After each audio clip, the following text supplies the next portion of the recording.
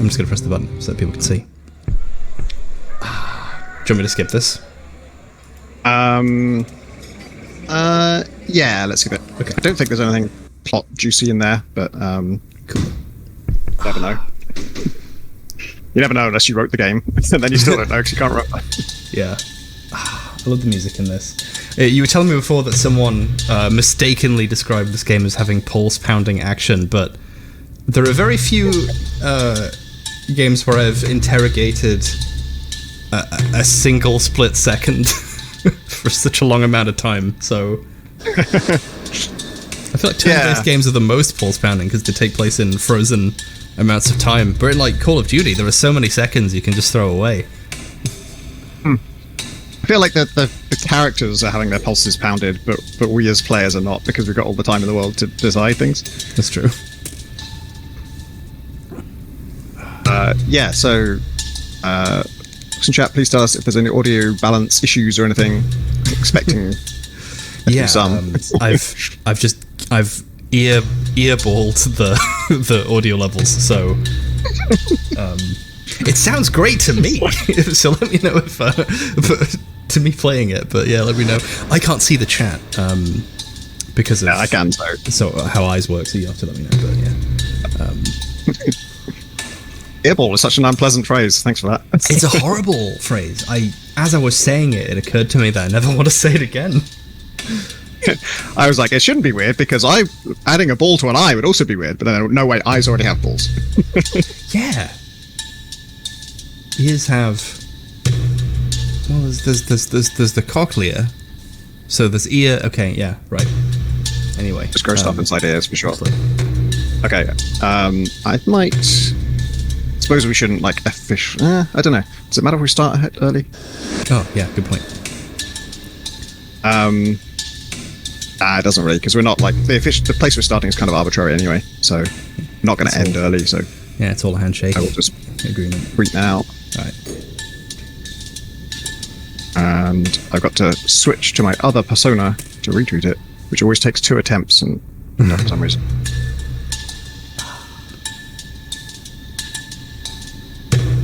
Okay, cool. So I will be switching between watching you live and then watching the chat, which is slightly delayed. So yeah, folks in chat, feel free to ask questions. Yeah. I was just saying before we started that I've had a document open marked questions for stream for about a week for any questions I could think of, and I thought of all of them this morning. So, but I woke up with 12 questions prepared. So they'll be fresh in your mind. So, I guess for context, for anyone who hasn't played the demo, we're picking up a little bit after the demo finishes. In the demo, we meet Jen, who's on the right here. She's a freelance storm witch, and she's all about pushing people around. We also meet Zan, which I'll talk about him when we meet him again, because he's not in this scene. And then the character on the left is Banks, and she's newly joined the team. Yeah, we just met her, So she's explaining what her power is, and the power is that she throws drugs at people. Yeah, the magic in this world is, a known thing. It's out there. The way I sort of think of it is like being a wizard in this world is about as remarkable as being a doctor in our world. Like, it's impressive, but no one's like, oh my god, can I get your autograph? And also, like being a doctor, people know a little bit about it, but layperson doesn't know everything. And Banks does have some powers, but she kind of stumbled into them in a very unexpected way, and she didn't go to wizard school or anything, so she doesn't know much about this. Whereas Jen, she's been a witch for a long time. Her mother was an arcanist, so she knows a lot about how this stuff works. So there's a bit of like onboarding here.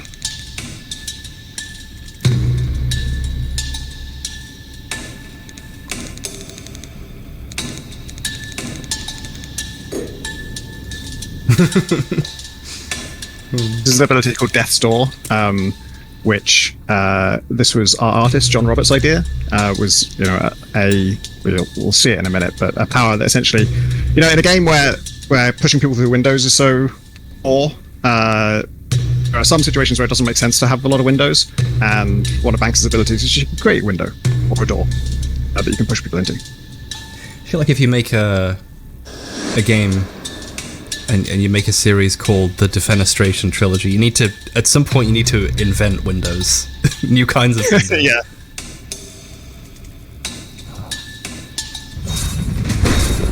I like that each character has a different way that they breach the doors.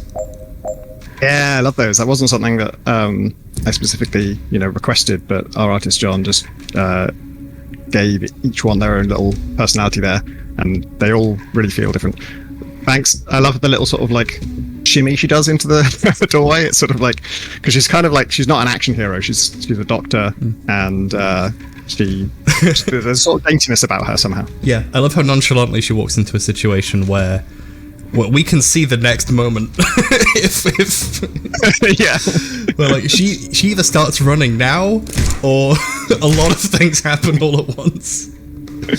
Oh dear. Canonically, her pulse is not pounding. She's extremely chill. She's used to life or death situations, and death means a lot less to her.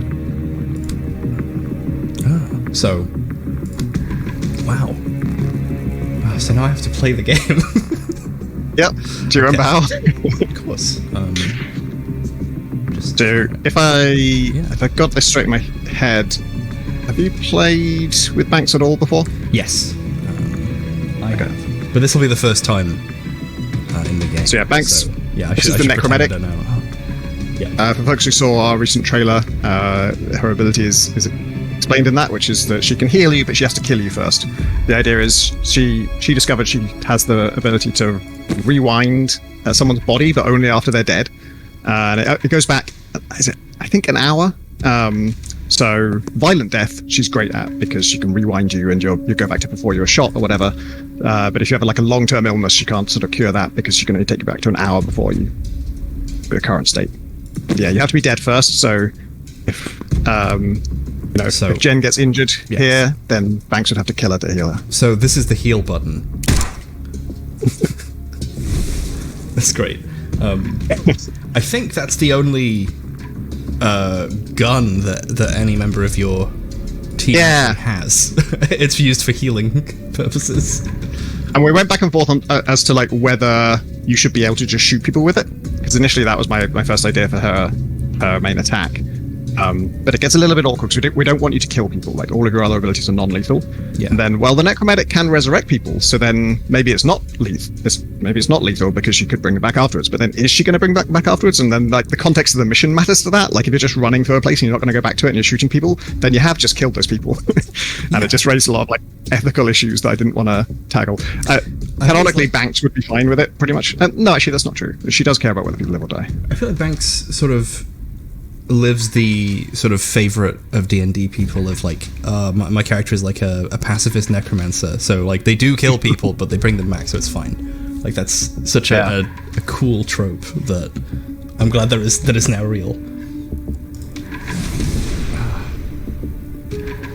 Oh, I should probably do something else. So that's a death's door. Yeah, that's a death's door. It's a window you can put in a wall. And this is the cocktail that lets you push enemies one step further. Yeah, so that's sedative cocktail. It both poisons them with a sedative, and also gives them the unsteady trait. And unsteady means you take one more knockback than you normally would. Or on unsteady means that if you have two unsteady, then you take two more, and you can stack it and stack it and stack it to crazy results. Yeah. But you can also just push people through the window. And then there's new effects on that. Yeah. I was John.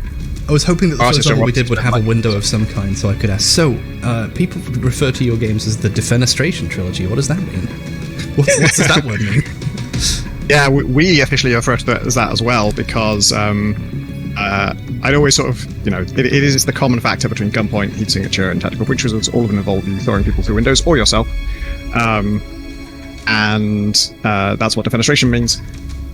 It's a word I've always had a fondness for. And with Gunpoint, it just sort of, there wasn't any particular set out to include defenestration as a verb. It was just that I wanted to make satisfying interactions, and breaking windows is always satisfying, and throwing yourself around is satisfying, and knocking people around is satisfying. So all of that came together really nicely. And then the reason it's an official trilogy, I then started to think of like Gunpoint, Heat Signature, Tactical Breach Results. We always try to do something different. I'm always excited to make something different next time.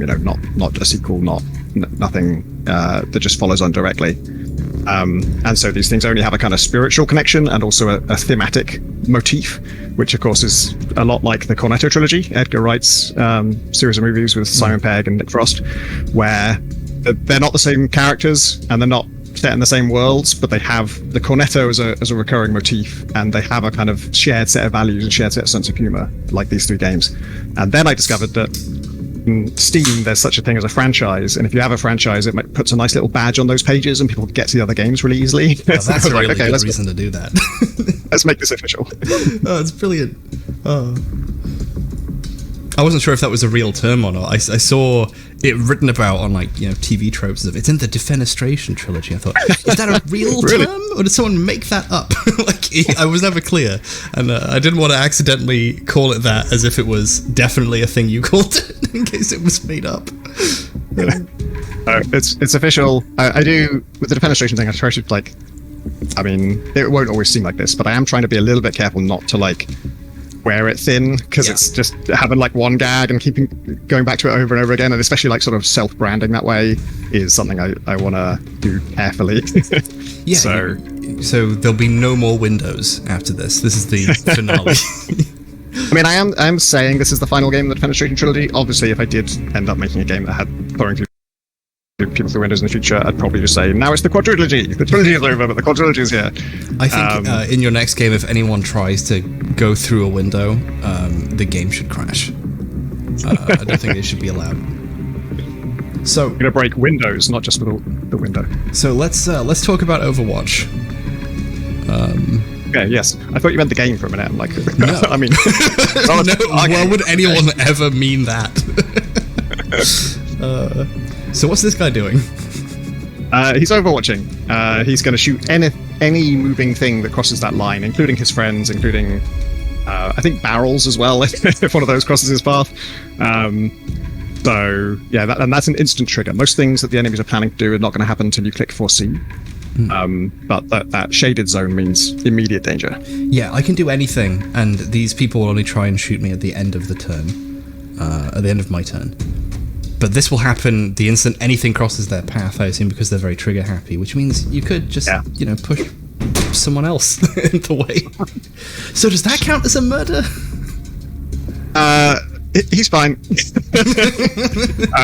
You have, I mean, this does kind of conflict with what I was saying earlier, but there is, fictionally, you're casting trauma control wards on the whole room before you go in and stuff like that. And there is sort of an implication that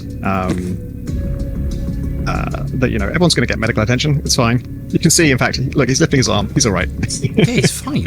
He's in, what's the phrase? Critical but stable condition. Critical but stable. There's a certain amount of hand waving I'm okay with, but having you shoot people dead, who directly, nasty. So I'm just testing the limits of the cover system here. Am I safe? Yeah.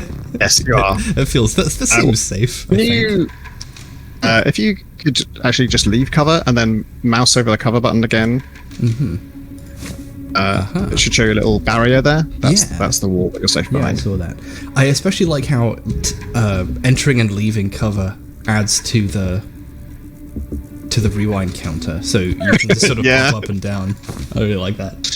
So you can see in the turn timer how indecisive you were about cover. Yes. And if you don't want that to happen, then simply enter cover, then rewind instead of leaving cover. That's always what I do. I always do that. It's canon that you stood up and down many times. Yeah. So actually, for really elaborate reasons, I probably don't have time to get into. For one of those beaters, we limited how many times you could leave cover, because there was an exploit you could do with just standing up and down forever. But it's really annoying and fiddly that happened, because you could always rewind, of course, but you had to sort of remember to rewind. So if you enter and leave cover 10,000 times, it gives you, it gave you something you weren't supposed to have. It was a case of you could open or close a line of sight, and Zan's predictive shot was completely free, and so you could keep on triggering it and untriggering it over and over again to defeat any enemies. That's great. It was really hard to solve that. We found a solution now, but for years that's been in there, and it's been it's not the end of the world, but once you discover it, it is kind of hard not to use it on bosses because it's just like, well, this is just a free kill, and I don't like that feeling of like when the game doing the interesting thing, you feel like you're paying a price to do the interesting thing. Like, well, I could just kill him for free, but I'm gonna make the effort. But, we do have a switch to that now. Playing through this game, I've noticed there's a couple of things where I'm like, they wouldn't normally let you do that in a game.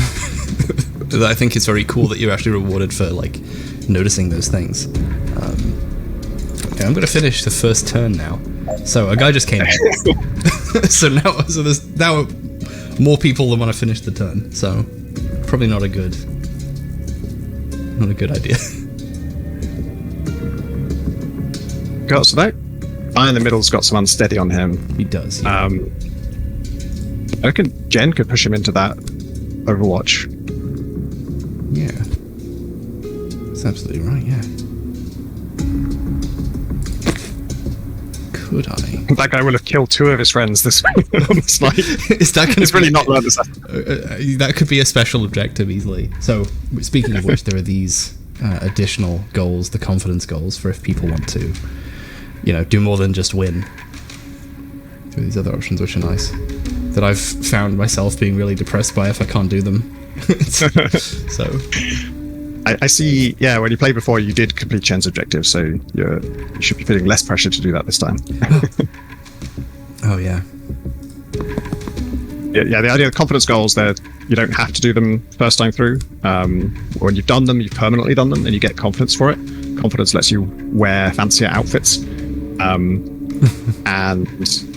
it's fine to like leave it the first time through and then come back when you've got better perks, and you can even bring different team members potentially, and replay old missions and get confidence goals that way.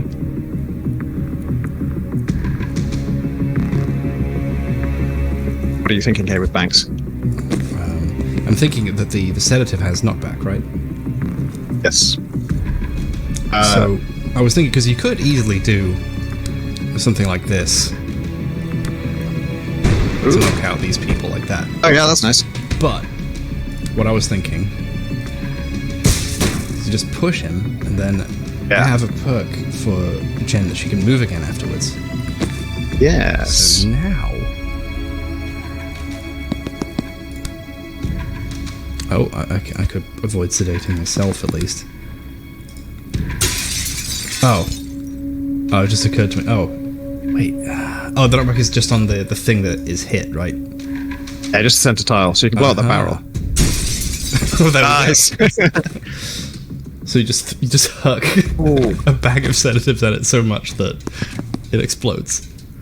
Then I think you might be able to finish it this turn. Oh no, you're able to hit the laptop, but you can take out that Overwatch guy, I think. Oh, can I? If you have a Gale grenade left. Do you have a Gale grenade left? used mine. Yep. I already did it.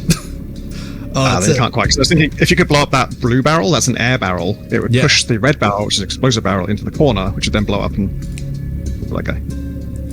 It's very considerate that they colour their barrels. Critical but stable conditioning. It's critical. Great. Yeah, so... Now that you mention it, that is a good idea.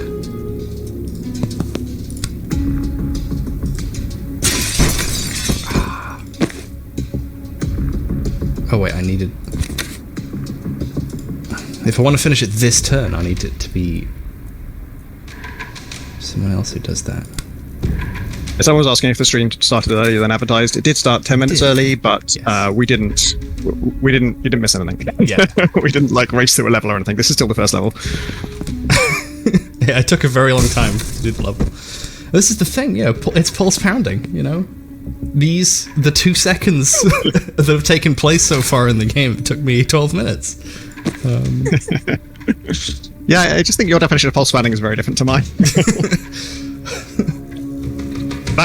That is something that shares with Heat Signature, right? Because Heat Signature is very much like 1 second of action can be 5 minutes of your life.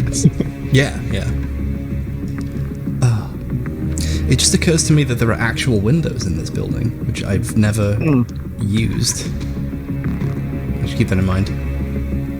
Yeah, I think those ones are not well placed for easy defenestrations. Yeah, you didn't I assume you built this level to teach people what Death's Door does, so you didn't want to be like, also there are some normal windows here instead. And in fact, I should say most of these levels we're going to see are by Steve Lee, our level designer. Oh. I sort of started making levels by myself, so most of Act 1 is me, and then Steve came on around the start of Act 2. Yeah. Well, I'm going to use the royal U to mean, suspicious developments incorporated. Yeah. It's a good point to make because I get way too much credit for our games because I'm the sort of voice of them. I'm always out there promoting them and stuff, and I am the lead designer. But it means people often forget that they're made by a team. So we have Steve Lee, our level designer. John Roberts is our incredible artist, done the art on all of our games, and John Winder is our programmer. Our composer is Robert Arzola, so the music you're hearing is his. His name is John Window? No, Winder. Winder, okay, sorry. If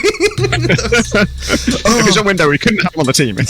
Sorry, we're ideologically opposed. That was almost too... Yeah, I almost didn't believe you. I was like, are you making these names up? Okay. Yeah. John Window and Steve Wizard are our two. So, what gave you the idea to make this game? Yeah.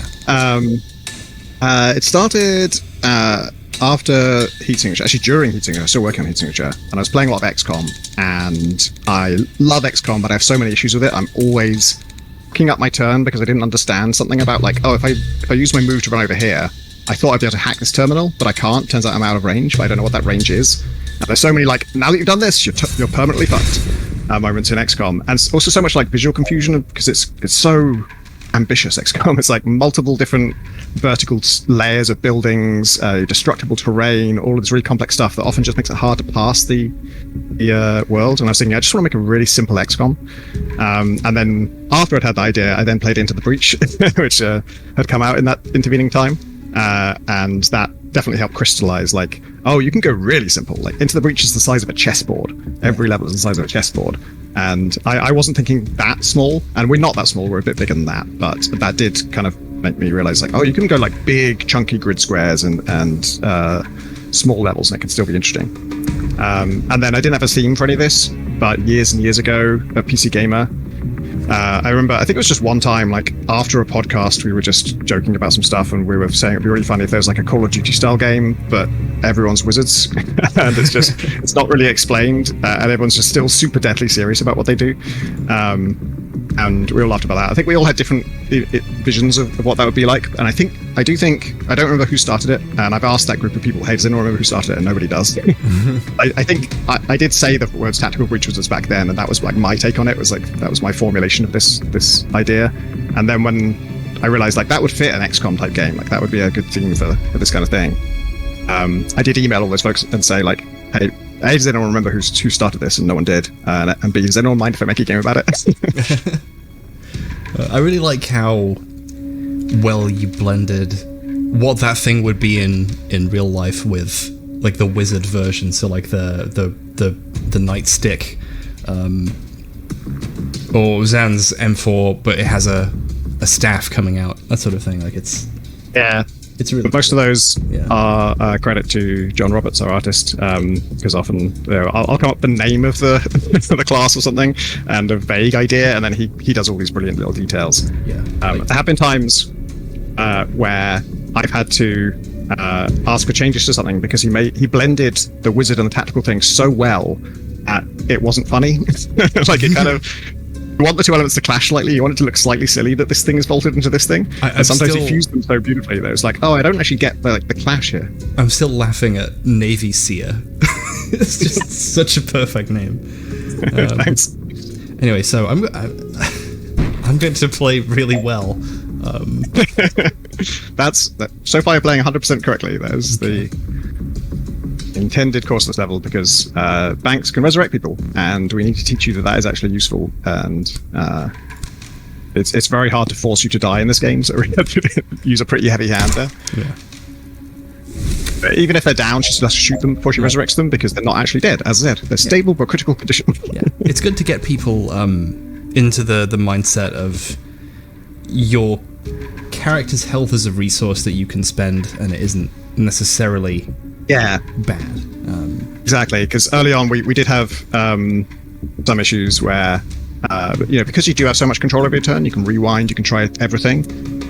People just being unwilling to ever lose health. And then it becomes that now there's no sort of cushion for imperfect ideas, and people would obsess over getting a perfect performance, which makes the game harder than it needs to be. I don't want the game to be hard for everyone. Some people want to do that, and if they enjoy that, that's great. Especially in Act 2, we try and treat you that, like, it's okay to lose health. That could be like a strategic decision. Yeah. Also, that's also why one of the confidence goals for Zan, who we haven't seen in the stream yet, is to complete the level without anyone taking damage. Because then if we're sometimes telling you to do that, you know that when we're not telling you to do that, you can chill out about it. Yeah. Oh, here we are. It's I feel like this is a very cleverly designed room because there's a decision that would have been smart in any other room, but now there's a new guy. This is how you learn what his beam does. This is a bit of a soft introduction, actually. Maybe we need a tutorial thing here, because he's doing something very weird to you. He's neutralizing you, which means you can't cast any spells, and most of your things are spells. Throwing a Gale Grenade is magical, but throwing it is not a spell, so you're allowed to still throw it. While his beam is on you, you're kind of a little bit paralyzed. Yeah. So it's kind of usually a question of getting a different team member to help you out. Yeah. Oh, and his neutralization is also stopping you from sealing the door, because sealing the door is a spell. Yeah. He can also shoot you with the gun. Yes, it is also a gun. It is also a gun. So that's his secondary fire. It's a gun. And he takes aim at whoever's closest, so you can juggle him if you know what you're doing, which I don't. Yeah. This is a very difficult situation. Yeah, you could always undo it. I could, but that would be admitting defeat. Jen's used her action, has she? Yes. So I'm just doing a grenade. Oh, I guess she wouldn't be able to use it anyway. Yeah. She's neutralized. Oh, yeah. Yeah, you could just use Banks to, like, draw his fire. Yeah. But then Jen doesn't have an action. Oh, Banks doesn't have a move. What have I done? This might be tricky to get out of from this thing. Well, I feel like I have to commit to it now. I mean, again, we were just saying taking damage is not the end of the world. Yeah. And unlike a different game with Breach in the title, enemies still spawn if you're standing on the spot where they would spawn. Yeah, they can just walk right past you. Yeah. And in general, people can move through each other always. They can't into the breach. I like that more permissive movement. Oh, that didn't hit him because of the wall. Yeah, it was completely sensible. It even told me in advance that it wouldn't hit, and I still threw it. Well, I'm gonna see if I can get out of this one. Oh no! It still needs to solve the same situation, but now you have some moves and some actions. Yeah, the situation didn't really improve. I guess you could just slam him into Banks. It would hurt her a little bit. But it also turns out that using a laptop in this universe does not count as magic, which is not my impression of how laptops work. But you actually gain magic for doing it, which is slightly weird. Because it's an objective, and accomplishing objectives makes you feel good. And in this world, mana is kind of your confidence. It's kind of a specific kind of confidence, which is like your belief that you can do something. It's how wizards unlock in this world. Is nobody is born a wizard. It only comes out if you're in like a life-threatening situation. Adrenaline's coursing through you, and you just have like a moment of madness when you're like, I'm just going to try throwing lightning at this guy. And if you fully believe you're doing it, and you know all of your fight or flight is activated, and it turns out you can do it, then you'll discover you can. It will unlock. But that means most people never unlock any powers, because they may well have them, but they're just never in that situation that it turns out to be the exact thing they need to do.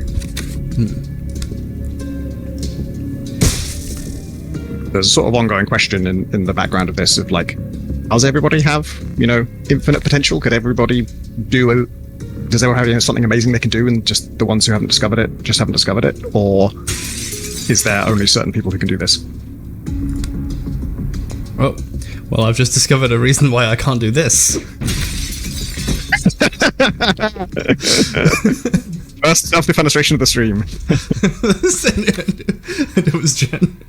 Okay, great. That's only happening because you were also hit by the sedative. I was, so yeah, that's right. So now you take extra knockback from everything, including your own Gale Grenade. Yeah, but I still have a move, so...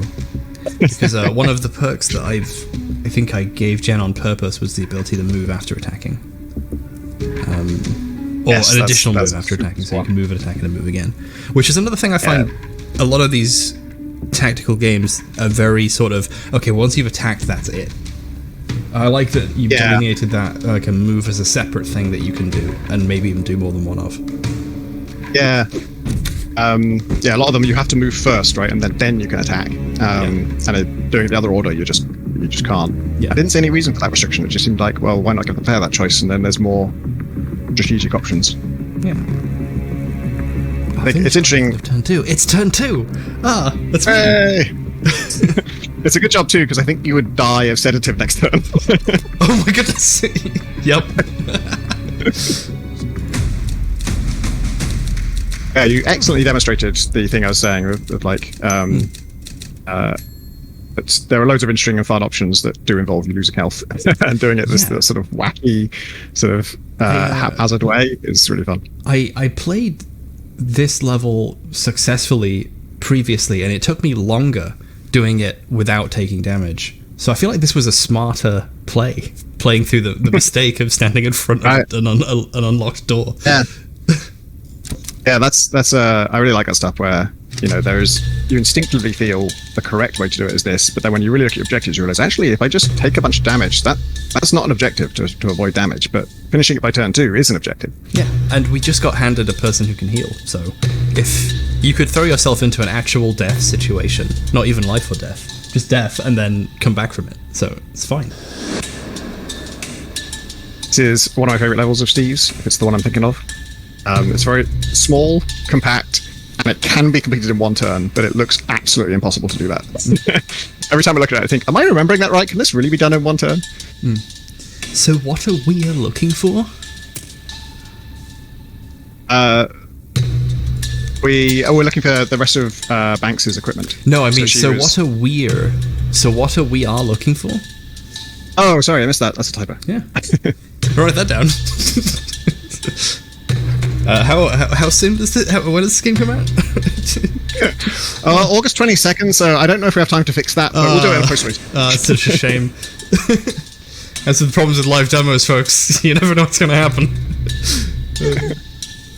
I've seen some games have a deliberate a typo function, so every now and then every like text has a chance of being wrong just on purpose.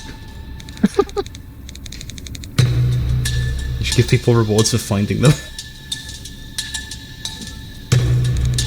Do it as like a plagiarism protection, right? If you put some intentional mistakes in your thing and then someone copies it, you can prove they copied it. Yeah, like I don't think proving someone copied this dialogue would be an issue, though. Yeah, it'd be very hard to make a knockoff of this without it being very obvious what it was. I find it very funny that there are so many games inspired by Into the Breach. And like I went to GDC this year, and there were a couple of games that that exact tile set reminds me of the game. It's that, but they don't acknowledge its existence anywhere because that would defeat the purpose of making it. Meanwhile, you've put Breach in the title of your game, and it's radically different. Look, I knew this would come up, so I prepared my receipts, and I did actually tweet the name Tactical Breach with us many years before Into the Breach, so I got there first, right? They copied me, if anything. Oh, damn. That's less fun that it was just the name anyway. What a great an amazing coincidence. That's really upsetting. Yeah.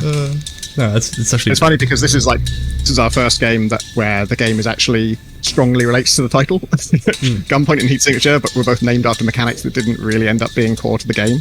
Yeah. And so for once, the name actually relates to what you do in the game. You finally got it. So is this the first in a new trilogy of games with names that make sense? I mean, yeah, I can't talk about the next one, but I do have a name in mind for it, and it would be very on point. Like it would just describe what it's about. I really like descriptive titles. How to construct an atomic bomb, I think is what you were calling it. I noticed in the Next Fest rankings, we were jostling for position with Vampire Therapist recently. I'm like, yeah, I can see some familial similarities between our titles. That's a really Both thought of name. 2 words to mash together. There are some like names that are like, you must have come up with it first. There's no way. Oh, this is one of my favorite rooms too. But so we just unlocked an ability that was in the demo. What's that? The broom. Oh yeah, of course. Because right. the end of the demo, we give you some previews of some full game features. I don't know if anyone read that conversation, but in that conversation,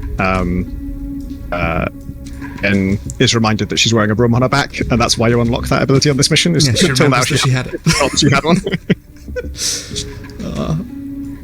So this is probably one of the best rooms in the game.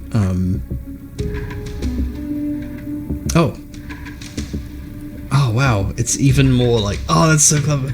Okay, so obviously, you know, you want to do the smart thing. You want to like seal the door.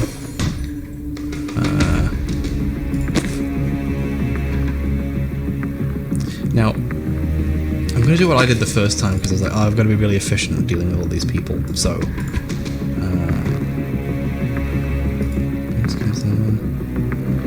do I have to redeploy? I don't know. Is it the confidence goal to finish in one turn? Yeah, it is. There we go. Yeah. Yeah. If you want to do it in one turn, you got to really stretch out these tools. Because to be clear, there is a locked door between you and the next room, and the switch to open it isn't even in this room. I'm just going to check something. This is Broom Breach. Oh, what? What happened there? I entered. Do Broom Breach to the place you're already in? Yes, I tried to do that. I've tried that in a couple places in the game, and each time something strange happens. Like you hit the wall, or you just fall out the window as you come back in. I've never thought to try that. We should probably disallow that. Try a couple of. I can't think of a good reason to do it. Try a couple of places. It's fun. This is great. Now I just use this to open the door, and then that guy gets shot. That's great. The first time I played this level, I spent maybe 20 minutes figuring out how to get this guy downed with moves to spare to open the door, and the door opens and Banks was just shot to death. I don't think I've ever actually done what you just did. That is not my method of taking this guy out. Yeah. Normally, I think I use Death's Door, and then Banks gets killed. So. Yeah. Because I think that guy. Well, actually, I guess this is Steve's choices. So I don't know the motives, but in my head, that guy's there to make it harder to open that door, so that you get shot when you do it. But of course, there is an enemy just right in the way of him. Yeah. I can just do that. But does that help me at all? Is it good that I did that? Okay. Wait. Oh wow, that's a big push I'm doing apparently. Oh, that's why. Yeah. Oh, it's gonna push her.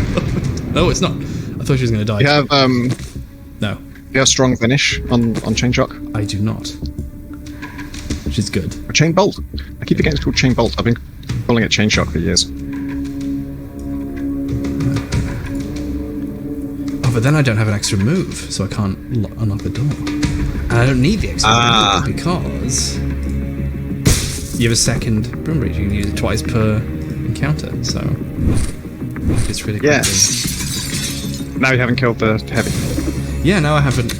Now everything's worse. I think the chain shock was a good idea, even though you don't need the extra move. Yeah.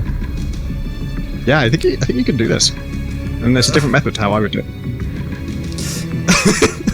I'm about to. One of my characters is about to be obliterated. That's a different method from how I would. Not from here. I'm saying if you rewind one step, I think you can do it from there. Your chain shock idea was good. Yeah.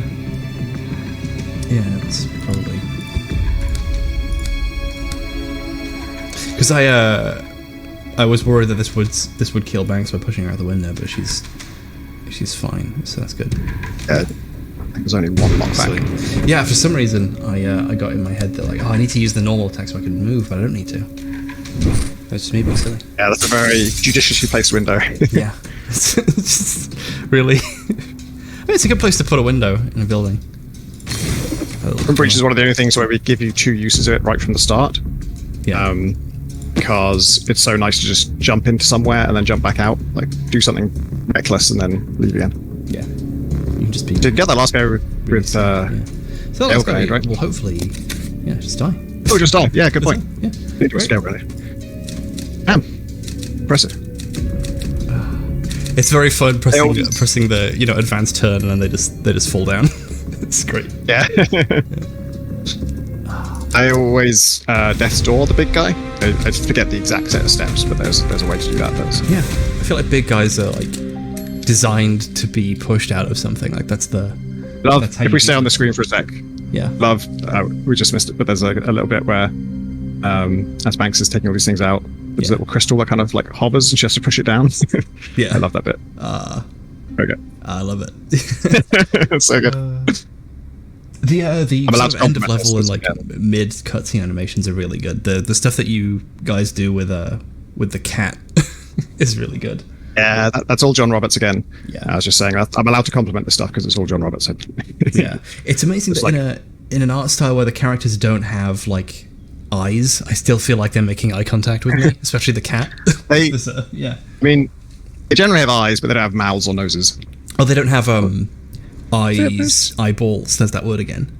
No, I think I think Banks does have a nose. Now that I see her in profile, like the nose sticks out, but you don't see it from the front. It doesn't have like a shadow or anything. Yeah, yeah. It's really lucky. John and I both have similar feelings on this. Of like, we're both like leaving the details to the imagination a little bit.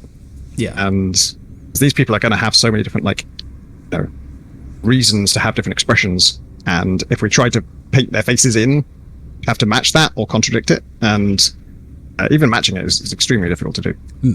Giving characters faces that match all the potential expressions they could make is an art in itself, though. Yeah. What was that classic, the Kuleshov effect of like, if you cut from a person's face to something, you can see their reaction in it without them making any changes, but like actually designing something that looks like that and has that effect is probably, I imagine it's difficult. I couldn't do it. I can't do it, so I hope it's hard. I'm a fan, on a related subject, of the animation that JC Denton does in the first Deus Ex when he's talking to people, where he sort of just puts his hands in front of him and just kind of moves them around a bit. When he does his use animation at someone. Yeah. It's like, I can't tell if I'm just like indoctrinated to it because I've played that game so many times, but it somehow works for me. It's just like, sure, when you talk to someone, sometimes you just cycle your hands in front of you. I really like that you just let this loop.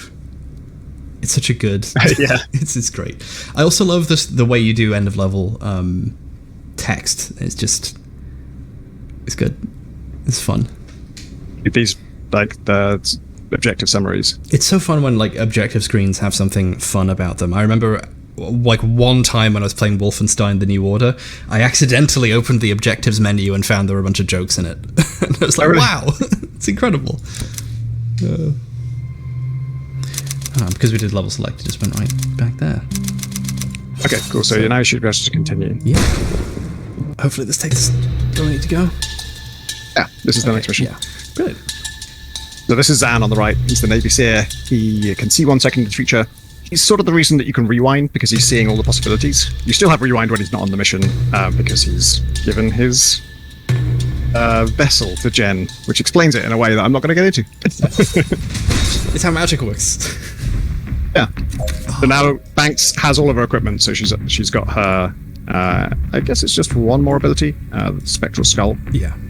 And then I think there's another ability coming afterwards, but I don't remember. Yeah, there's... So this is a power I didn't think... I was like, there wouldn't be a line of sight based power in this. That would be way too much effort. But no, it's here. Yeah. It is a bit of a pattern break with everything else, because you don't target a grid cell, you have sort of smooth aiming, and there is a bit of finessing here to do. Sometimes you're like, is there any particular spot where I can get all these targets? Yeah. I kind of like that. I enjoy that stuff. Yeah. Do characters of larger sizes have bigger hitboxes for it? That's a really good question. I think they do. Yeah, I feel like there've been situations where, like, if Zan is standing in a cell, I can't shoot past him, but I can shoot past Banks or something like that.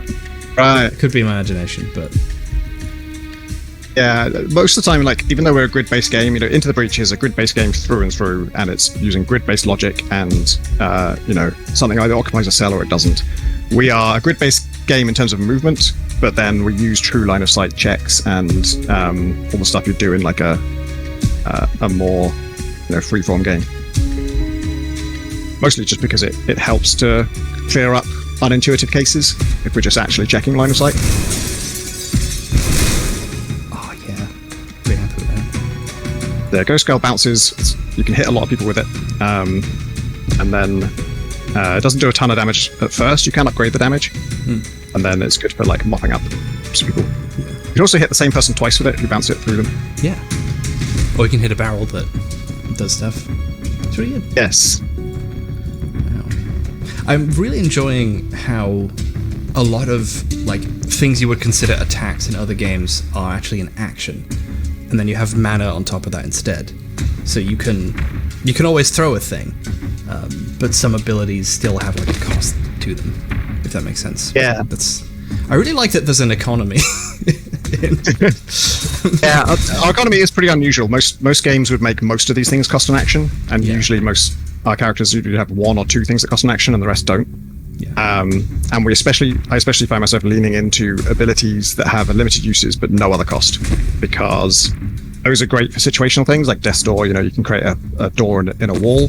That's not useful all of the time, but when it is useful, I don't want you to hit the one time that it's useful, then be out of actions or out of mana. Or maybe you're not out of actions or out of mana, but you really want to do your main attack as well, and then you just don't do the interesting thing.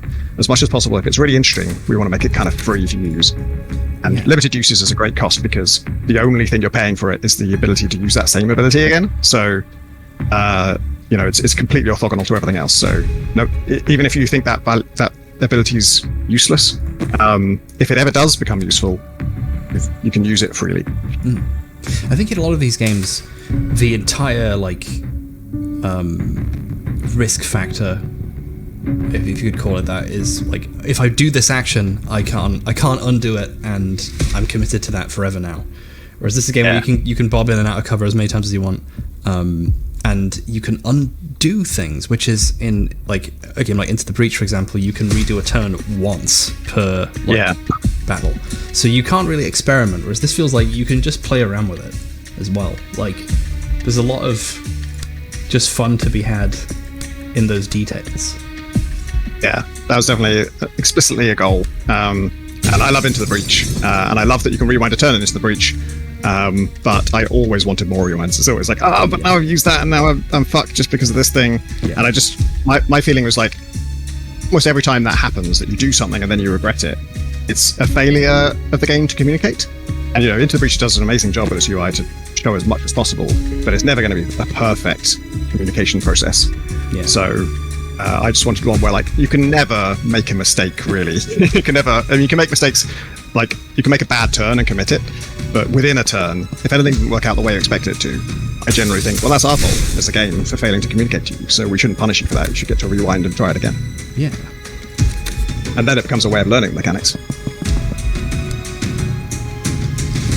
I like the way that you do walls by having them end at a place where it's easy to see for a player.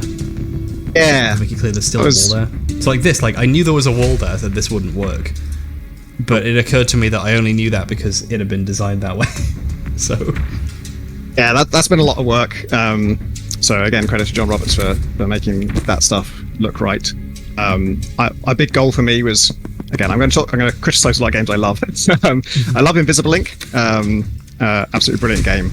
But I found it visually quite messy because they keep showing and hiding different walls and different elements of the environment to try and make sure you can see your people.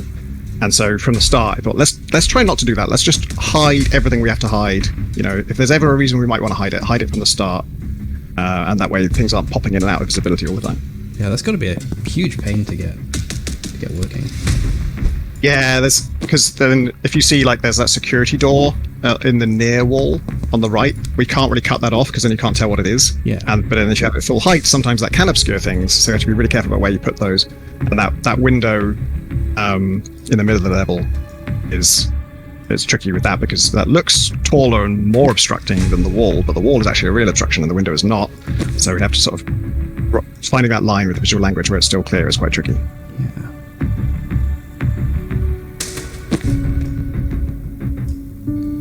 A bunch of people in chat asking if this will be available as a VOD afterwards.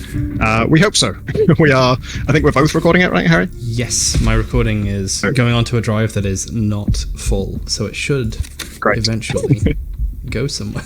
Yeah, that is the intent. There are services you can set up so it's like streaming to multiple things at once. We did not have time to look into that, so we're just manually recording it. Hopefully can put it up afterwards. Yeah. Oof. Someone just called it Tactical Peggle. I don't think that's something.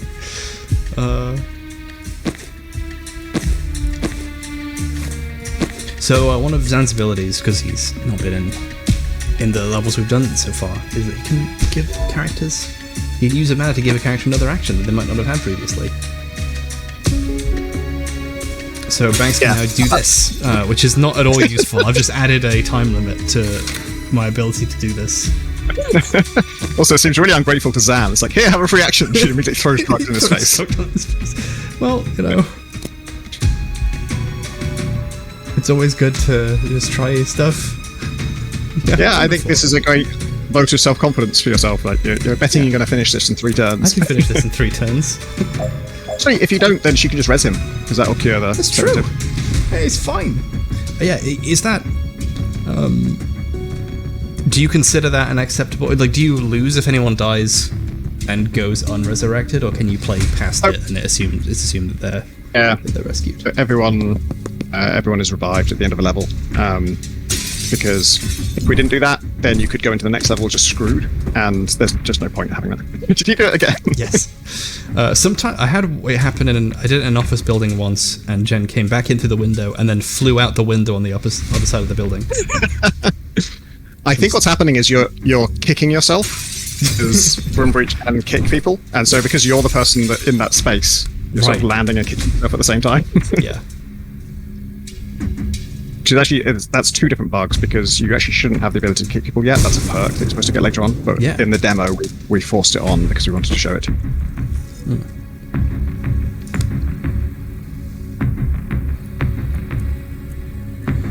Oh, I still have a mana for Zan, so I can do more fun stuff. I can... I have a Spectral Skull. I can actually do this level well instead of badly and pretend I was doing it for a joke.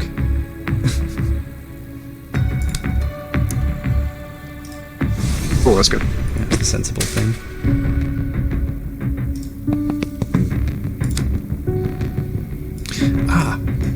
So Zan's weapon is the closest thing to like a generic attack in the game with 1 damage and 1 knockback.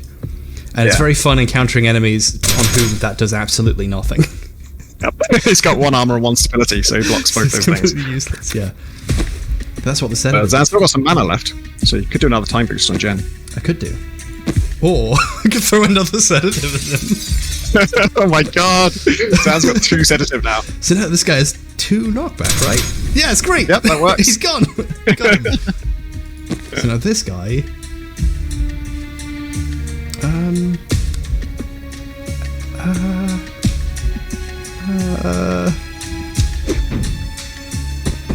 That's not what I wanted to do. What's the funniest place I could throw this? Oh, here. There we go. Okay, so that guy's stunned for a turn, so he can't do anything. Yep, that works. And in theory, he still hasn't moved, but you've stunned her, so... Yeah. Oh my god. Maybe you can hit him twice. Yeah. Oh, come on, let's end this but now. Yeah, you can kill Zan and do that. It won't end the mission. Oh, yeah, wow, I can. Okay. I don't think I hit him on the way out, so... Yeah. I think there probably is an angle where you hit him twice with that. It probably is, yeah. Why am I giving up so easily? The apex is, like, centered on him, yeah. Oh, yeah. Is there an indicator for... That looks good. Yeah. Actually, yeah, there is. His health will flash, and I think it did for a second there. Oh, okay, well... The pips that flash are the ones he's going to lose, so when all three are flashing, he's going to take... Oh, yeah. So, yeah, there you go. Yeah! Just for a second. Zan will die at the end of the turn, but... Okay, so let's foresee how this ends. Okay. Well... Hey, that's all three confidence goals.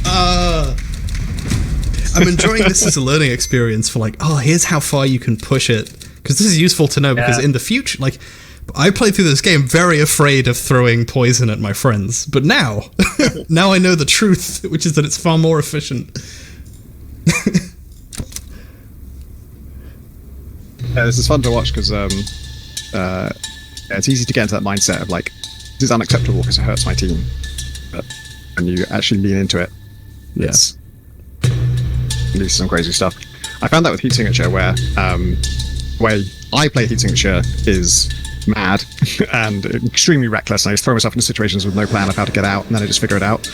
And I've heard from some people who like weren't really clicking with the game, then they watch me play and try playing that way, and I'm like, oh, this is it. This is how you play.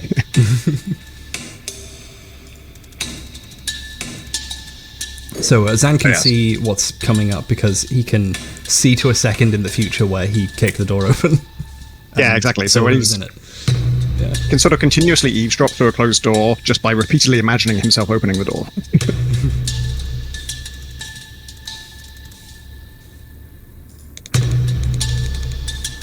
Yeah, what you're going to find at this level is officers who are going to try and sound the alarm. This is a stealth mission, so if they do sound the alarm, then that is the end of the mission. Yeah. I think this is one of the few, apart from every character being killed, like, lose states that's easily accessible. Like, someone ringing the alarm is definitely a game over situation. Yeah. And, like, you know... continue. Yeah. All stealth missions in games that are not stealth are often terrible, but I hope we have found a good way of doing it here, where, because you see the future, you know, you have as much time as you like to figure out how to stop all three of them reaching the alarm, and it's much more of a tactical puzzle than it is a stealth mission, I would say. Yeah. If I have one thing that, like, you probably designed it that way on purpose, for a reason. But I thought, can't you just cast Death's Door on the alarm? Have you tried it? I have. It won't win the mission, I'm sure. But I don't believe it works. I mean, it doesn't. Yeah, the alarm still exists. They can still reach into it, I guess. It's still there.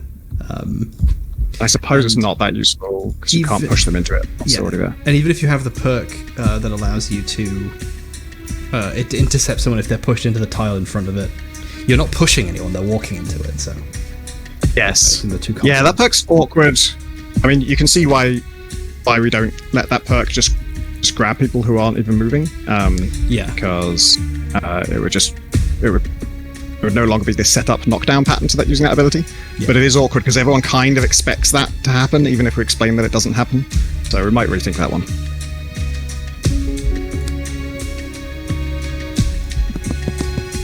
Yeah, I like your logic with putting Death's Door on that. It's sort of, you know, you could make that work. It would just... I wouldn't mind making... if it broke this level, but there are levels later on where, you know, it might just become sort of pointless to have this enemy type. It's a very Deus Ex style, oh, can I just put a bomb on the alarms? Yes, exactly, yeah. I remember loving doing that in Deus Ex. And Deus Ex is sort of, that doesn't trivialize anything, right? It still costs you a lamb, and it kills a guy. It doesn't really create much less ruckus than the alarm going off, because he just blew something up. It's just very funny. So normally this guy having an armor would mean that I couldn't just shoot him with Zan, but because there's someone in the way, I'm enjoying the adversarial relationship I'm building with these characters. Banks is kind of hostile compared to the rest of your team, because Jen and Zan are just really good friends and they just like each other. They do have some conflict in the story, but Banks is the one who's sort of is just not really on board with the team at first. And her and Jen in particular have a kind of like hot and cold relationship, I would say. So there was an extra objective there that I decided not to do because angling the skull is anxiety-inducing. Also, I like that it just says nope. It doesn't feel judgmental. Yeah, I like that you're very good at foregrounding that these optional objectives are optional and are not like, you were not cool for doing this. I appreciate that. Yeah, because we got some feedback early on, like with an early test before we stressed that, where if people couldn't do the confidence goals, they just wouldn't progress in the game. They just stopped there and like, the game's uncompletable.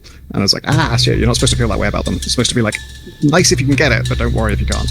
Yeah, when I encountered ones that I couldn't do because I would need to restart the level to sort of get them properly, I was like, I can play past it. It's fine. It was nice not feeling that pressure. But I was trying to think of another thing, but I forgot what it was.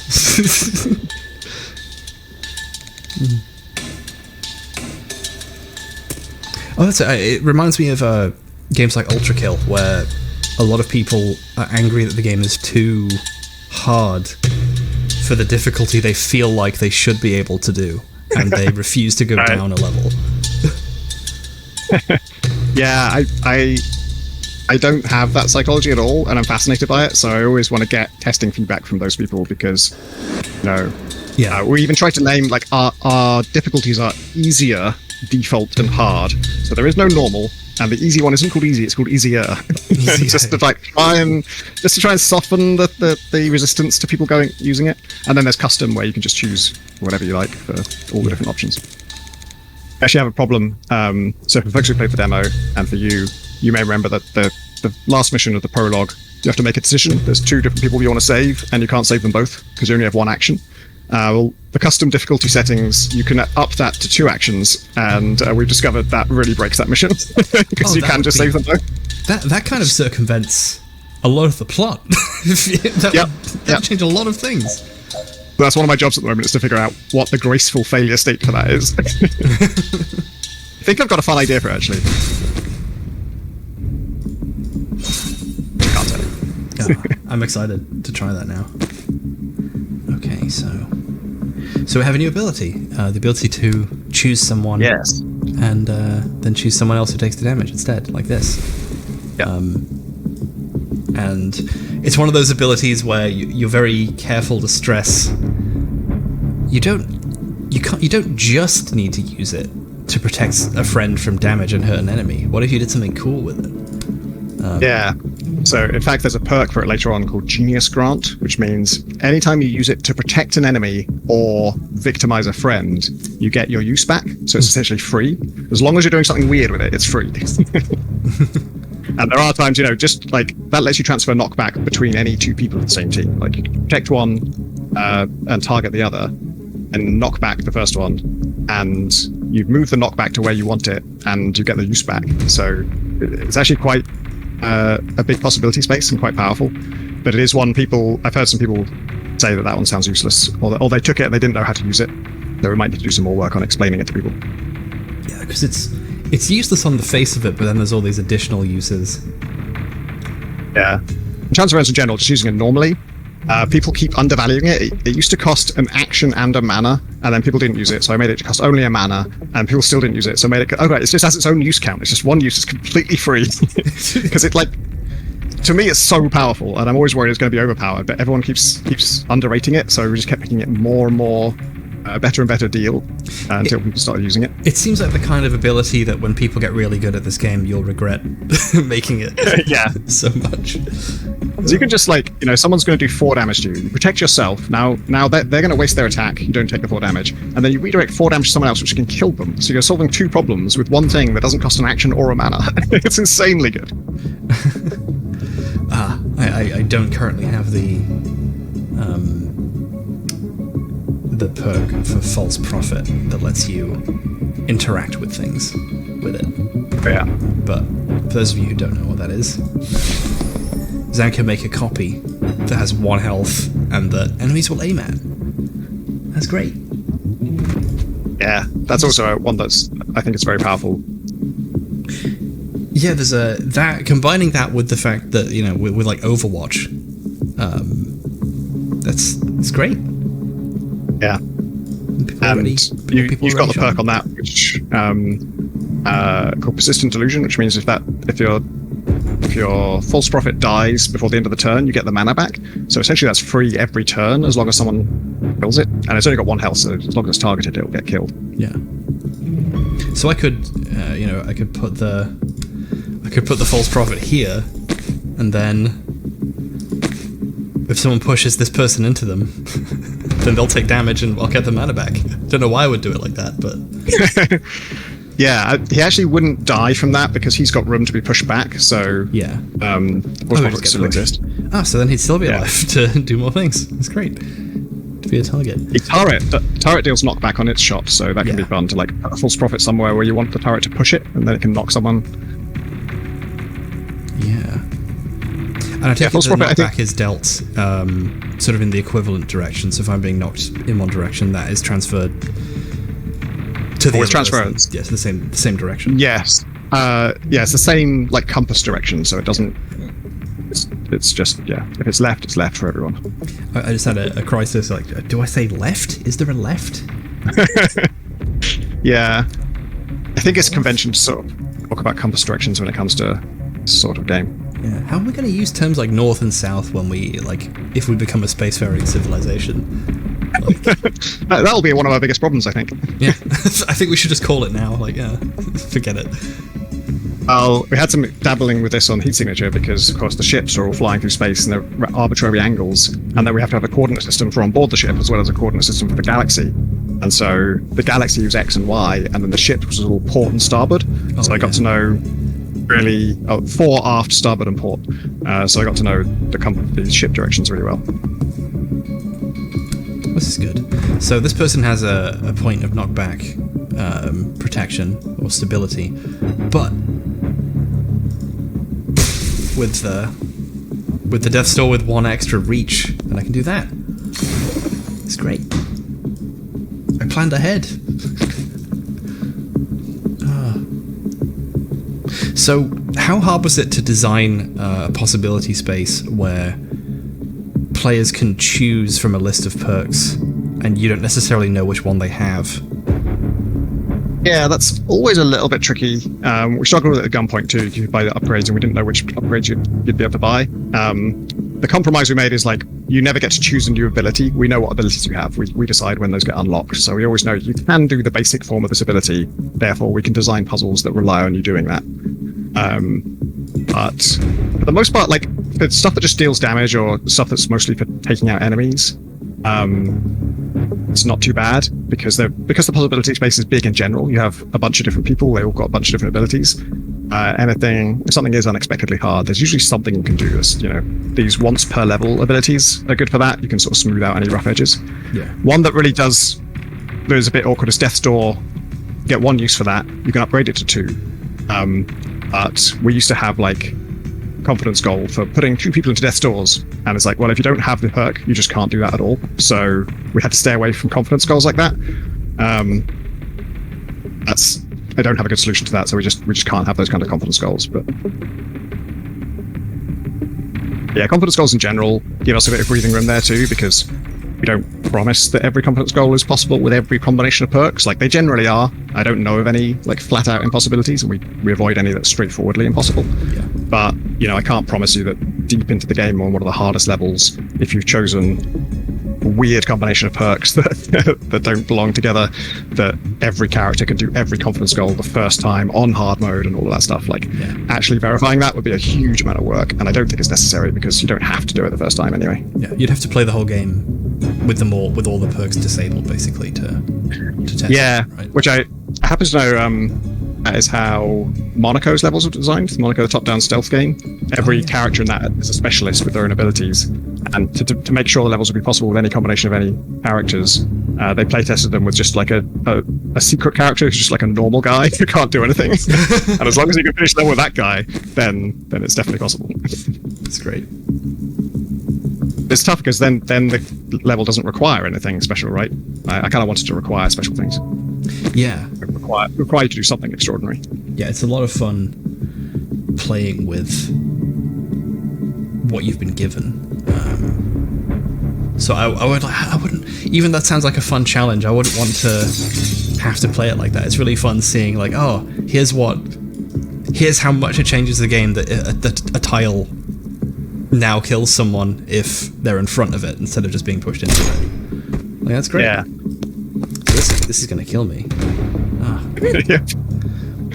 There's a That's the one person position who can't heal resurrect as well. myself joke in there, probably. Yeah. Or I could do this. With that. Oh yeah, the barrel's fun. Yeah, the barrel does 4 damage, so I think that's better because the barrel also does knockback, right? Yeah. Well, I guess not enough. Only just 1 knockback, yeah. Yeah, Wait, so but what if... could kill the officer. Yeah, what if I had I already used all my sedatives. Because this guy... Wait, did I...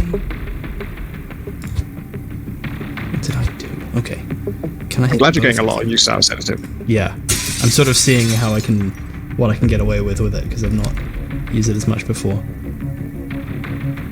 Okay, there we go. Oh yeah. Yeah! He kills himself. That was the animation struggled to keep up with that a little bit. Yeah. Do you not have an animation for that mild knockback killed me? I think we can improve some stuff there because it's just about like which animations are allowed to transition into one another. Yeah. And sometimes you need to be able to transition from shooting into dead. I'm really enjoying just seeing what I can push characters to with the extra push from sedatives.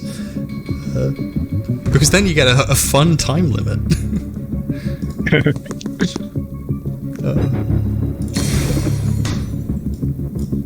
Yeah, there was a moment where I started to worry that we had too many like indirect characters, because Jen doesn't do any damage really, she just pushes people around. And then Banks is very kind of support oriented. There's a lot of things like damage over time, helping other people's ability to knock people back. But yeah, Spectral Shot is kind of a something to help with that, where she does just a bunch of direct damage. It's actually really powerful against groups. And Zan, you can definitely upgrade him into like a real damage dealer. And then some of the characters we got later on, we started just piling on more damage things they can do. Yeah. Well, there's probably one of my favorite abilities I haven't even used yet. That's how differently I'm trying to experiment with this game. But Predictive Bolt, which is a character has Overwatch in this that you can use. So now, as long as someone enters this beam, A very short beam. this very short beam, then they're done. Surely no one's going to walk in there. Surely. I just really love the design of this gun. It's just such a clever, like, it's funny because it almost makes sense, but it also doesn't. Like, it's so good. It's so, like, exactly what the game is. I hold on. I didn't do the broom breach. I didn't do the broom check. Okay, yeah, that's an interesting move. Yeah, that is not supposed to happen. Yeah, I just never noticed that you could target yourself. Like it does light up green. I just never noticed that. yeah. There's one thing I did it in where something very funny happened that I want to try and find now. Well, there we go. Nice. That's it. We did it. And because I have conviction as a perk, I can do it again. Yeah. But that's the thing we changed. Predictive Bolt used to always be reusable, like it was just free. Yeah. Really. And then if you stood in front of him to block it, then you ducked to let him shoot a boss, then you stood up again, he could target you again with it, then you duck again, he shoots the boss again, then you stand up again. And that was, because both those things were free infinitely, you could just infinitely deal damage to one target. Yeah. And it was like, this isn't really, it's a fun exploit to discover, but then it's not really like in the spirit of what's fun about the game. So that's why now by default, Predictive Bolt is just 1 use per turn, and then with a perk, you can have it refresh if it kills somebody So that it's still fun, because there are some great things you can do with it, where just like in one turn you can take out 5 different people's predicted vault because you can reuse it. But if you're not taking them out, you don't get to reuse it. Yeah. I think it's good that you made the reuse a perk. So even if it was a basic part of its abilities originally, making it feel like something that the player earned is just such a nice vibe, right? Yeah, it's a good way just to make sure the player sees that rule and understands it. Yeah. And also, I remember hearing that about Fortnite. Before Fortnite was a free-to-play battlegrounds thing, back when it was a sort of base building thing, they had an ability that they were struggling to get players to understand that they could use this thing. And so instead of making it more accessible, they made it less accessible. They made it an upgrade you had to buy. And then as soon as they did that, people started using it because they saw it in the menu, and then they paid for it. And once they paid for it, they're obviously going to use it. Yeah. That's so sensible. So I already moved this turn, so if I do this, can I move again? No, okay. Makes sense.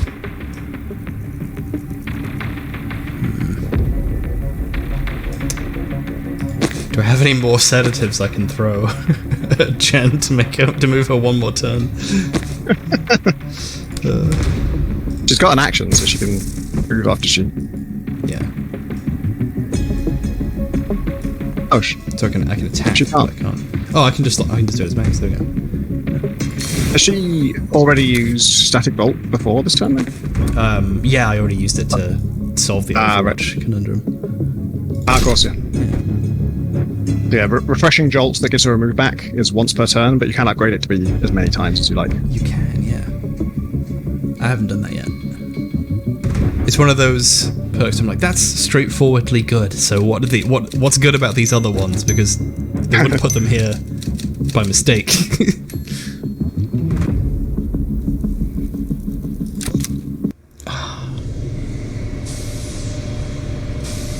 So this is an eavesdropping through a door by foreseeing going through it.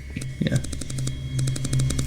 This is the enemy team, so this is Liv Kennedy, the Black Ops Chronomancer, having a meeting with all of her honchos. Yeah. Gotta love all these characters. I love the Traffic Warlock. Yeah, that's the Traffic Warlock on the far right, Steve Clark. Noticing the license plate hanging from his tire backpack. On the far left, it's the less lethal Pyromancer. Yeah. And then the other one is the Druid Hitman.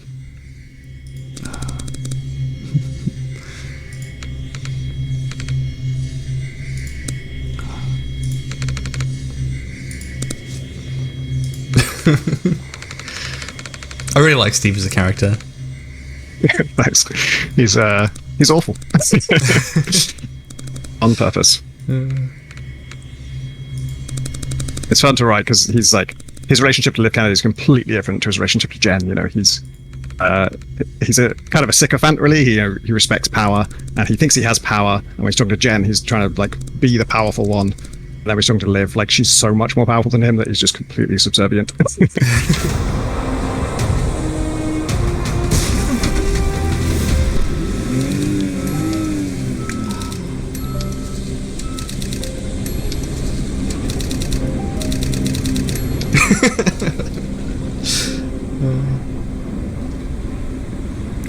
What a good simple use of text and colors and just the way it's typed out. It's really clever. I have to assume that there was a lot of time spent figuring out how the text gets written out, where like it's typed word by word instead of just each individual bit. Text. It's something I tried for just dialogue in general, and it didn't take that long really. And as soon as I saw it, it was like, oh, this is immediately so much better. Because originally, the text was appearing all at once, and I considered doing like the thing most video games do is spell out letter by letter. Yeah. I actually don't know why that's the convention, because that doesn't give it a lot of life. And when it's word by word, I don't know why, but that just matches. You can paste those words. We do some things where I can fine tune the timing of how certain words appear, and obviously there's a full stop. The next word takes a little bit longer to appear, and it gives it the rhythm of speech to me in a way that spelling out letter by letter doesn't, because you don't hear words letter by letter, right? You don't hear a P, then an E, then an R, then a K. You hear the word, and then you hear the next word. So yeah, it really makes things land a lot better. And we don't have voice acting, so we have to sort of take all the help we can get. Yeah. Somebody asked if these XP that you get after each mission is, if it depends on anything. It doesn't. It is hard-coded. The reason it's there is that we used to give you 1 perk point after every mission for everyone who was on the mission, and that just spiraled way out of control. Like, Zan and Jen are with you from the start of the game, so they're just going to do way more missions than everyone else, and they just had an insane number of perk points. We couldn't deal with it. We're like, well, you can't get a perk point every mission, but then if you just don't get a perk point and you get no feedback on it, it's really weird and unsatisfying. You're like, when do I get a perk point? So the progress bars are just there to say, like, how close are you to getting another perk point for this character? So did you hard code? Okay, so this mission they have 26 and 27 XP respectively. No, it's actually a really clever system. Our programmer John Window. I'm so sorry, did John. this for me. I said, like, what I really care about is how many spare perk points. Sorry, how many unchosen perks do you have at the end of the game? That's the thing you want to tune for, right? Because you don't want a character to spend to get every perk like before the game finishes, because then they've got nothing to look forward to. And similarly, you don't want a character to have only half their perks by the end of the game. So if a character has a ton of perks available, they should get perks a bit faster. So basically, we have a system where that he's coded where I can just say how many unchosen perks I want you to have at the end of the game, and then all of the XP curves just rebalance for that.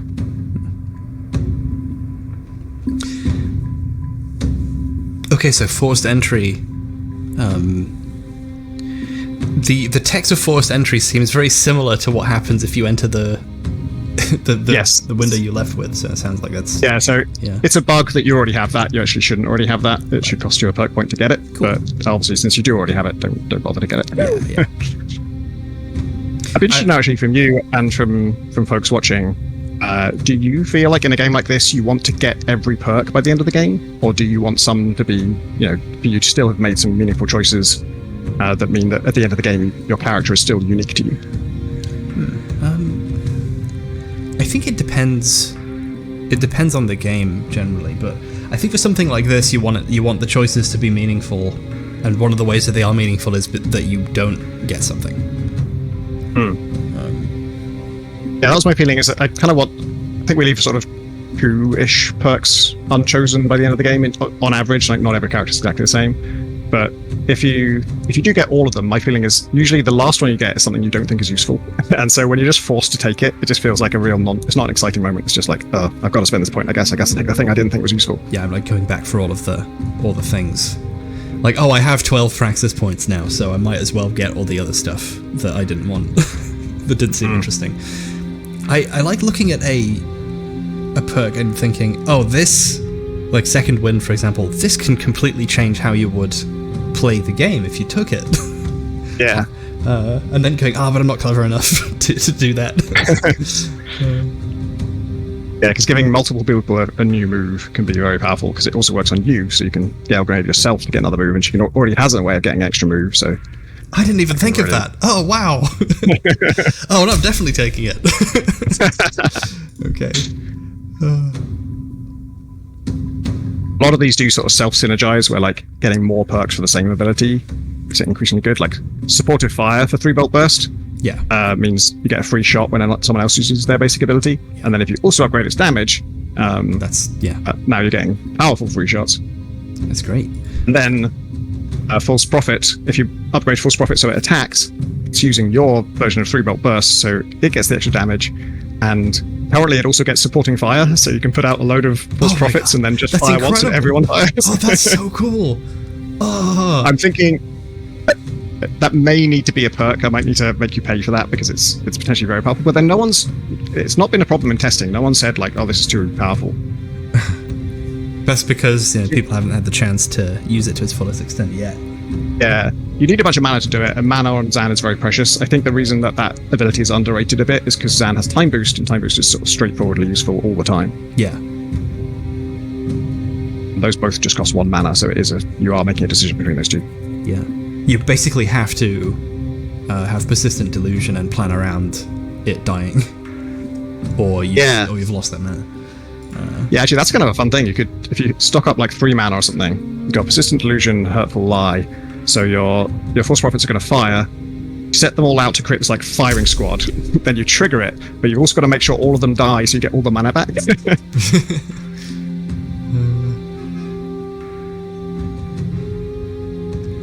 Okay, this is Genius Grant you were talking about earlier. Yeah. So is that text clear? If the protectee, yeah.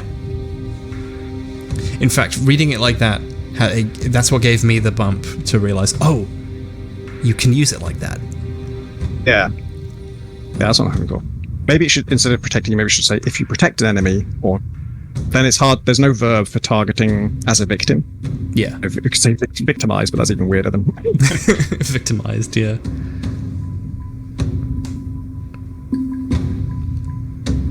The idea is there's two weird ways you can use it. You can protect an enemy and probably target an enemy. Or protect a friend and probably target a friend.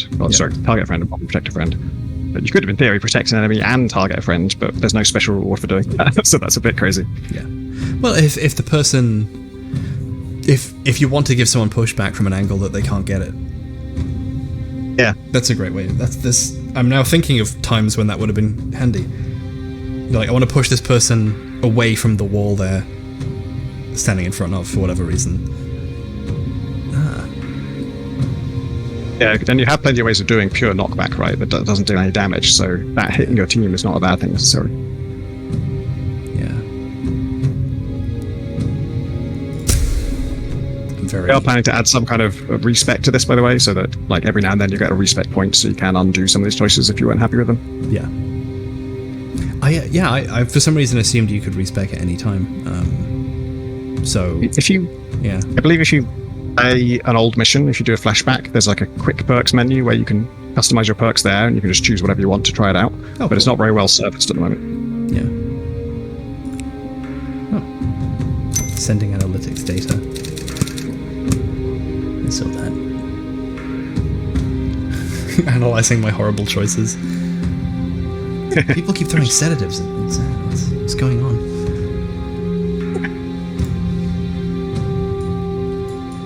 Yeah, so this is the map mode, the conspiracy board, and you get to arrange all the stuff however you see fit, and then we add some new information and we ask you to kind of file it, arrange it in a way that makes sense, make the connections that need making. It's a bit of a weird thing because it is interactive, but you don't make any choices here. You're not, and it's not even really a puzzle exactly. It's sort of a puzzle, but you're not meant to struggle with it. You're not meant to be like, I don't know how to do this. The purpose of it is to recap the plot. It's so that we've thrown a lot of words at you. They're in between missions. You might have forgotten exactly what the details were, and here's where we say, okay, well, the important thing is, as long as you understand that Liv is trying to do this, and as far as we know, her next goal is going to be this, and making those connections manually yourself, I think, helps cement it in your brain. And then obviously it's not, if you don't know that stuff, if you didn't follow it, then there's these detail panels that you can zoom in on and read the details. And there's also a hint button. I think there isn't right now because you don't have, because your current goal is not to make any connections. You're just trying to group the characters. Yeah, I really enjoy how recursive this one is. The photo. Yeah, the photo is also on priority in the picture. It was years before I noticed that John had done that.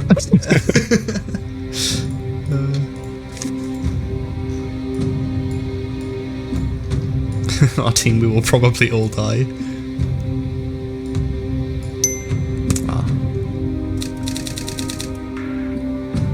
So here we're having you group the teams together just because like the relationship, like what your team's doing, what the enemy's team is doing. If you try and make all those connections from individuals, it just gets really messy. So we're trying to make it a bit more easy to understand. Yeah. But you can, as you see now, make connections between individual people and teams. Every time I made a new one of these map stages, as the plot got more complicated, I had to invent new systems to try and control the clutter factor, because it can get absolutely hellish to look at if you don't do that. And in the end, by the last stage, I was like out of ways to make it simpler. And so what we do as it gets more complicated is we just automatically hide all the old stuff and keep the new connections always on. But then as you mouse over anything, all of its existing connections show. So you can kind of browse all the full set of connections, but your overview is just of the ones that are currently important. So every time you come back to this map screen, you have to figure out what needs to be visible at the time that makes sense without being confusing. Yeah, I do as a developer. Yeah. You as a player. Not me. Not you, the player, not you watching this. I mean you. It used to be the player who had to do that. Like that was something I tried in the interim. Was like you have to. I mean, we tell you which ones we think are old news, but you have to go and manually hide them because I was worried about people forgetting entirely what they were. But actually, that was such a mess, and it was just a kind of chore for the player. So now it's automatic. So you can always get them back. The conspiracy board aesthetic is really cool too. It's just kind of fun to play with. Yeah, this was inspired by Phantom Doctrine, which is a game that is also kind of XCOM inspired, I think. And that game has a conspiracy going on, and it has a conspiracy board, which I got really excited by at first, and I love playing around with it. But then, when you're introduced to it, it's real story details, and then later on it becomes procedurally generated. And so the story stuff you're doing isn't real. It's kind of, or it doesn't really mean anything. And that felt like such a shame to me. It was like, this is a perfect way of showing a story, of like making sure the player can interactively browse and recap everything that's happened. But the fact that it's just sort of arbitrary data that I'm arranging opposite of its significance to me. The game's still really cool though. Yeah. I really like that you can see what the world is like in advance. So when names come up, it's like, oh, that's that place from the map that was there. Yeah. Got a question here. Who came up with the actual geography of the fictional map? I drew a kind of sketch of the layout of where the rough land masses were and stuff, and then our artist John Roberts did the actual map, which is a huge amount of detail. I think I didn't fully appreciate how much work I was asking him to do when I said, and then just make it, a really finely detailed, realistic-looking map. It's intentional that we it doesn't look anything like the real world. There's no map. You can't map it to our countries or anything. It's very much an alternate world. And I also tried to make sure that the DSR is sort of a country that resembles UK or America in some ways. It's not exactly equivalent, and it's not intended to be. But for that reason, I kind of wanted it on the sort of the global east rather than the global west. And in fact, you don't even see the whole world, so you don't know where you are exactly. But you're also in the southern hemisphere, and just making a few detail changes like that, so that we're not sort of mapping onto cliches and existing dynamics of the real world. Yeah. Like the DSR feels like this could be England, just in terms of vibes, but without any explicit. This is this world's version of this, if that makes sense. Yeah. Feels like a place. Also, traffic wardens. They feel like such an English thing. Yeah. Just I don't know. I guess in the US you'd call it a traffic cop, right? Yeah. They're armed in other countries. Yeah. I just noticed the coffee stain now. Yeah, another nice little touch by John. That's cool. Yeah, we can wrap up whenever you're ready. I'm not in any rush, but equally, we're past the hour. Yeah, I need to go to the bathroom, so fair enough. Probably makes sense. Yeah. Awesome. Is there anything else you want to? Oh, thanks so much for playing. Yeah, it's been fantastic. And thanks everyone for watching and throwing in questions and stuff. I don't really have a lot of things to, the thing to pimp is the game. It's doing super well in the next fest, which I'm super happy about. It's really exciting to have this finally out there and people playing it and responding well. I tweeted about this, but the ratings people are giving it after they finish it are amazing. We've never seen anything like it for any of our games. So that's very exciting. That's great. And if you haven't played the demo yet, do so now. Yeah. So this August, look out for the pulse pounding tactical breach. August. Thanks. August 22nd, not the 20th. The PC Gaming Show had a fun little joke in it where it said 20th instead of 22nd, which didn't stress me out at all. I was chill about it. I love when they have fun jokes like that. Yeah. It's one thing. It doesn't matter hugely in the grand scheme of things. No one was like, but I just a week ago committed publicly to if we name a date, we're going to hit it, and then I immediately named a date, and then we're saying a different date at the same day. I'm going to be leaving a negative review. They said it would be out August 20th.